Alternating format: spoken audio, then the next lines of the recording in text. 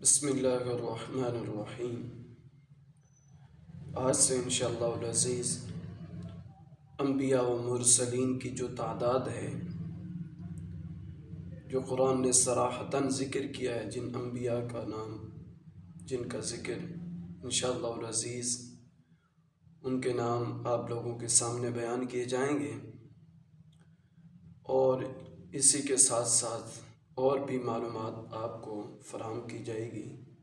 پچھلی ویڈیو کے اندر آپ لوگوں نے دیکھا ہوگا کہ نبی کس سے کہتے ہیں، رسول کس سے کہتے ہیں، وحی کی کیا تعریفات تھی، وہ آپ لوگوں کے سامنے بیان کی گئی۔ آج سے انشاءاللہ العزیز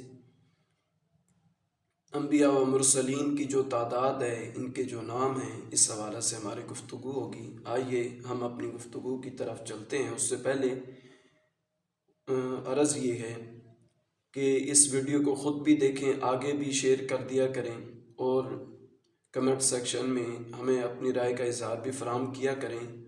اور اگر اس طرح کے انٹرسٹنگ ویڈیو آپ ڈیلی بیسس کے اوپر دیکھنا چاہتے ہیں تو آپ ہمارے چینل کو سبسکرائب کر لیں، تاکہ ڈیلی بیسس پہ ہم جو بھی ویڈیو اپلوڈ کریں وہ سب سے پہلے آپ تک پہنچ سکے۔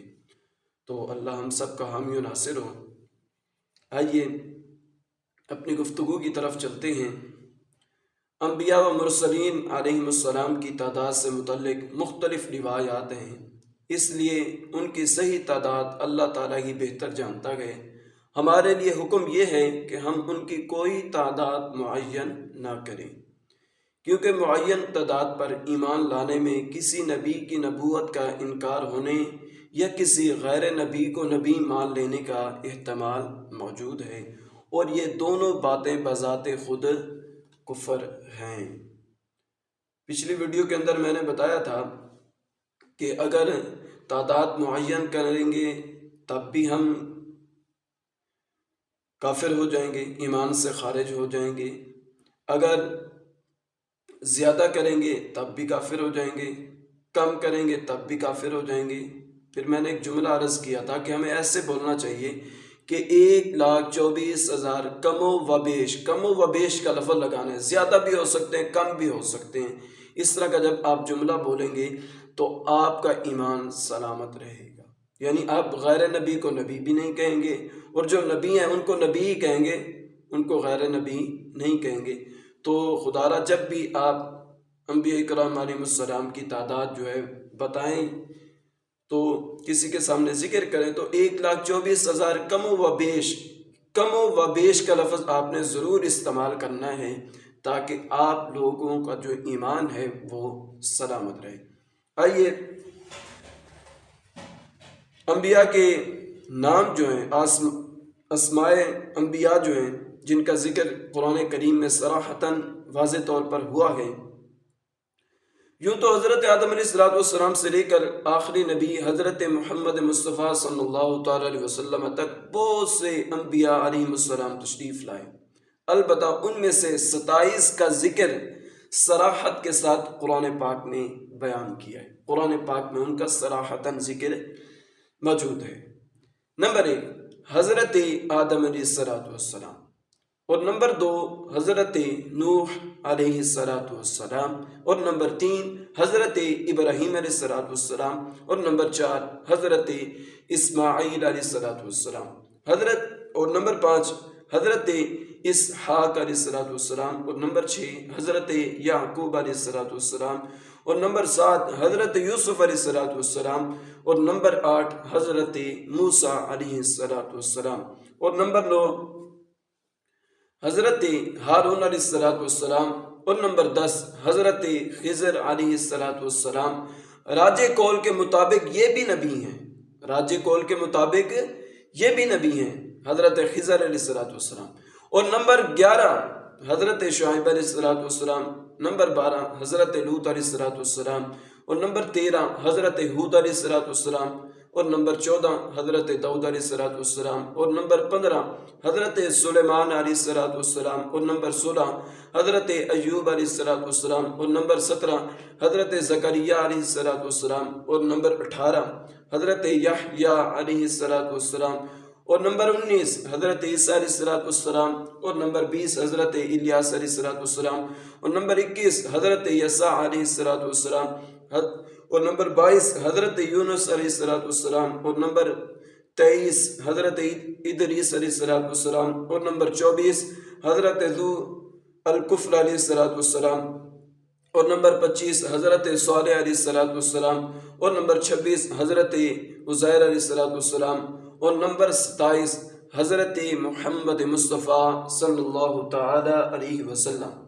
ان کے علاوہ یہ 27 نام ہیں جن کا ذکر قرآن پاک میں، یہ جو انبیاء ہیں جن کے نام میں نے آپ لوگوں کے سامنے ذکر کیے، ان کا نام قرآن پاک میں صراحتاً ذکر کیا گیا ہے، صراحتاً ان کے ناموں کا تذکرہ کیا گیا ہے، بیان کیا گیا ہے۔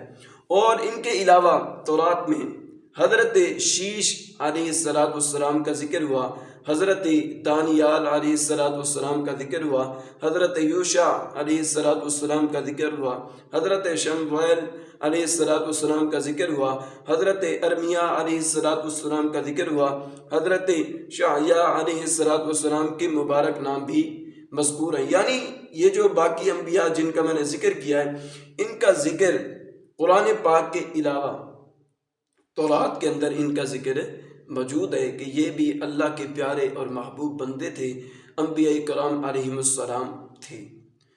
آئیے جانتے ہیں کہ معجزہ کسے کہتے ہیں، معجزے کی تعریف کیا ہے۔ یہ جو میں گفتگو معجزہ ہو گیا، یہ انبیاء کی تعداد ہوگی، اور رسول اور نبی میں فرق، یہ میں انبیاء کرام علیہ السلام کے حالات زندگی سے پہلے ضروری سمجھتا تھا کہ ان کا بھی ہمیں پتہ ہونا چاہیے۔ معجزہ کس سے کہتے ہیں، رسول نبی میں فرق کیا ہوتا ہے، وحی کی تعریف کیا ہوتی ہے، معجزے کی کیا تعریف ہے، یعنی یہ چیزیں میں بہت ضروری سمجھتا تھا، ہم لوگوں کو یہ پتہ نہیں ہوتا۔ تو خدا را انہیں اپنے ذہن نشین کر لیں تاکہ آپ کو پتہ ہو۔ آئیے معجزے کی تعریف جانتے ہیں کہ معجزہ کہتے کسے ہیں، معجزے کی تعریف کیا ہے۔ سبحان اللہ۔ معجزے کی تعریف سماعت فرمائیں۔ نبی کے دعوی نبوت میں سچا ہونے کی ایک دلیل یہ ہے کہ وہ اپنی سچائی کا اعلانیہ دعویٰ فرما کر ایسے امور ظاہر کرنے کا ذمہ لیتے ہیں جو عادتاً محال ہوں، اور منکروں کو اس جیسے امور ظاہر کرنے کی دعوت دیتے ہیں۔ اللہ تعالیٰ ان کے دعوے کے مطابق محال عادی امر ظاہر فرما دیتا ہے، اور منکرین سب اس سے ظاہر کرنے سے عاجز رہتے ہیں، اسی کو معجزہ کہتے ہیں۔ سادہ لفظوں میں اگر بیان کیا جائے تو معجزہ اسے کہتے ہیں کہ اللہ کا نبی ایک ایسا کام ظاہر کرتا ہے، مثال کے طور پہ نبی علیہ السلام نے معجزہ دکھایا کہ چاند کے 2 ٹکڑے ہو گئے، تو کفار نے دیکھا کہ واقعی چاند کے 2 ٹکڑے ہو گئے، تو پھر اللہ کا نبی جو ہوتا ہے وہ دوسروں کو، جو منکرین ہوتے ہیں، جو ماننے والے نہیں ہوتے، پھر انہیں کہتا ہے کہ تم ایسا کر کے دکھاؤ، تو وہ ایسا کبھی بھی نہیں کر سکتے۔ اللہ کا نبی ہی ایسا معجزہ دکھا سکتا ہے، ایسا کام کر سکتا ہے، اس کے علاوہ کوئی معجزہ ظاہر نہیں کر سکتا۔ یاد رہے کہ یہ بات یقینی اور قطعی اور حتمی ہے کہ حضور اکرم نور مجسم صلی اللہ تعالی علیہ وسلم کی تشریف آوری کے بعد اب کوئی دنیا میں ہرگز نبی نہیں ہو سکتا، لہٰذا اب اگر کوئی نبوت کا دعویٰ کرے تو وہ یقیناً جھوٹا ہے۔ ایسے شخص سے معجزہ دیکھنے کا مطالبہ کرنے سے متعلق امام احمد رضا خان فاضل بریلوی رحمۃ اللہ تعالی علیہ فرماتے ہیں، اگر مدعی نبوت سے اس خیال سے کہ اس کا عجز یعنی نہ کر سکنا ظاہر ہو، معجزہ طلب کرے، یعنی اس نیت سے کرے کہ وہ نبی تو ہے نہیں، اسے پتہ ہے، اس نیت سے کرے کہ اس کا عجز جو ہے، یہ جھوٹا ہونا جو ہے، اس کا ثابت ہو جائے لوگوں کے سامنے، پھر وہ بندہ اس سے مطالبہ کرے کہ بھائی معجزہ دکھاؤ، حالانکہ وہ دکھا تو نہیں سکے، جب وہ دکھا نہیں پائے گا تو لوگوں کے سامنے جھوٹا ثابت ہو جائے گا، اس وجہ سے معجزہ طلب کرنے میں جو ہے کوئی حرج نہیں ہے۔ اور اگر تحقیق کے لیے معجزہ طلب کیا کہ یہ معجزہ بھی دکھا سکتا ہے یا نہیں، تو بندہ فوراً ہی کافر ہو جائے گا، فوراً ہی بندہ کیا ہو جائے گا؟ کافر ہو جائے گا۔ یہ تھی معجزہ کی تعریف۔ اور غیر نبی سے یہ بھی مسئلہ آپ لوگوں نے سماعت فرمایا، اگر اس کا عجز ظاہر کرنے کے لیے کہ یہ نہیں دکھا سکتا، لوگوں کو بتانے کے لیے کہ یہ دجال ہے، جھوٹا کذاب، جھوٹا نبی ہے، یہ جھوٹا اس نے دعویٰ کیا نبی ہونے کا، اس نیت سے اگر بندہ لوگوں کو بتلانے کے لیے، دکھانے کے لیے، اس کا عجز ظاہر کرنے کے لیے اگر بندہ اس سے معجزہ طلب کرتا ہے تو اس میں کوئی حرج نہیں۔ ہاں اگر بندہ کہتا ہے کہ یہ پتہ نہیں معجزہ دکھا بھی سکتا ہے یا نہیں دکھا سکتا، اگر اس نیت سے کرے گا، یعنی پھر اس میں احتمال ہے کہ وہ اس کو یا تو نبی سمجھ رہا ہے یا نبی نہیں سمجھ رہا۔ جب اس طرح معجزہ طلب کرے گا تو وہ بندہ جیسے ہی وہ مطالبہ کرے گا، وہ دل میں خیال آئے گا اس کے، تو وہ کیا ہو جائے گا؟ کافر ہو جائے گا۔ مشہور معجزات جو ہیں ان کا ذکر قرآن نے صراحتاً کیا ہے، کافی انبیاء کرام علیہم السلام کا ذکر ہوا ہے۔ قرآن و حدیث میں انبیاء و مرسلین کے کثیر معجزات کا ذکر ہے، جیسے حضرت صالح علیہ السلام کی اونٹنی جو پہاڑ سے نکلی، کس سے نکلی؟ پہاڑ سے نکلی تھی۔ حضرت موسیٰ علیہ السلام کے عصا کا سانپ بن جانا، ہاتھ کا روشن ہو جانا، پتھر پر عصا مارنے سے پانی کے چشمے جاری ہو جانا، دریا پر عصا مارنے سے اس میں خشک راستے بن جانا، حضرت عیسیٰ علیہ السلام کا دودھ پینے کے دنوں میں کلام فرمانا، مردوں کو زندہ کرنا، پیدائشی نبینہ کو آنکھوں کا نور اور کوڑے کے مریض کو شفا دینا، اور ہمارے آقا محمد مصطفیٰ صلی اللہ تعالیٰ علیہ وسلم کے معجزات بے شمار ہیں۔ مثلا چاند کے 2 ٹکڑے کرنا، سفر معراج کا واقعہ، انگلیوں سے پانی کے چشمے جاری کر دینا، جانوروں اور لکڑی کے ستونوں کا کلام کرنا، پرندوں کا فریاد کرنا، اور درختوں پتھروں کا سجدہ وغیرہ کرنا۔ اعلیٰ حضرت امام احمد رضا خان فاضل بریلوی رحمۃ اللہ تعالیٰ علیہ فرماتے ہیں، اپنے مولا کی ہے بس شان عظیم، جانور بھی کریں جن کی تعظیم، سنگ کرتے ہیں ادب سے تسلیم، پیڑ سجدے میں گرا کرتے ہیں، انگلیاں گئے فیض پر ٹوٹے ہیں پیاسے جھوم کر، ندیاں پنجاب رحمت کی ہیں جاری، واہ واہ واہ واہ، ہاں یہی کرتی ہے چڑیا فریاد، ہاں یہی چاہتی ہیں ہرنی داد، اسی در پر شترانے ناشاد، گلو رنج و عنا کرتے ہیں۔ اعلیٰ حضرت رحمۃ اللہ تعالیٰ علیہ نے نبی علیہ السلام کے معجزات کا تذکرہ اپنے اشعار کے اندر کیا کہ نبی علیہ السلام کی انگلیوں سے پانی کے چشمے جاری ہو گئے۔ تو آئیے آسمانی کتابیں اور صحیفے جو ہیں ان کی بھی معلومات اس ویڈیو کے اندر ہم لوگ دریافت کر لیتے ہیں کہ ہمیں پتہ ہونا چاہیے۔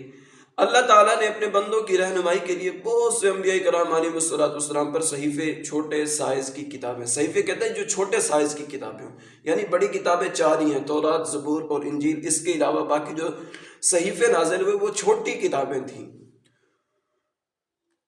ان میں سے 4 بہت مشہور کتابیں ہیں جو بڑی بڑی کتابیں ہیں، جن کا ذکر میں نے ابھی کیا آپ لوگوں کے سامنے۔ نمبر 1 تورات۔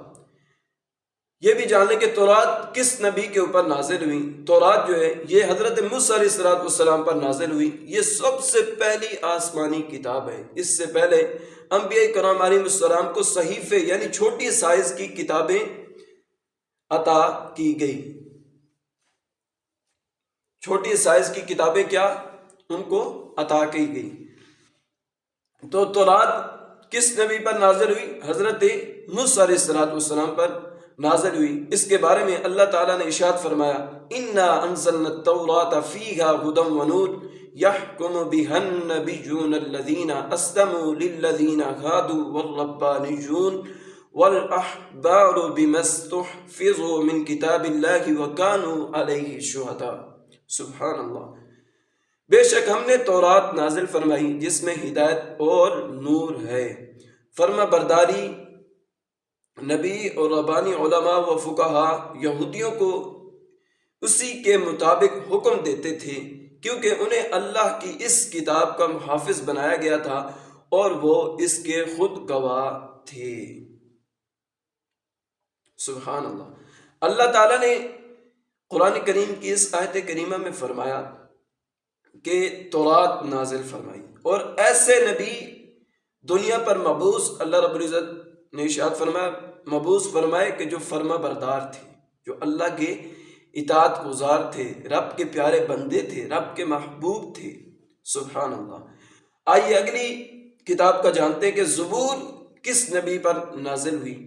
زبور جو ہے حضرت داؤد علیہ السلام پر نازل ہوئی۔ اس میں 150 صورتیں ہیں، سب دعا اور اللہ تعالیٰ کی حمد و ثنا پر مشتمل ہیں۔ ان میں حلال و حرام، فرائض اور حدود، احکام ذکر جو ہیں یہ نہیں ہیں۔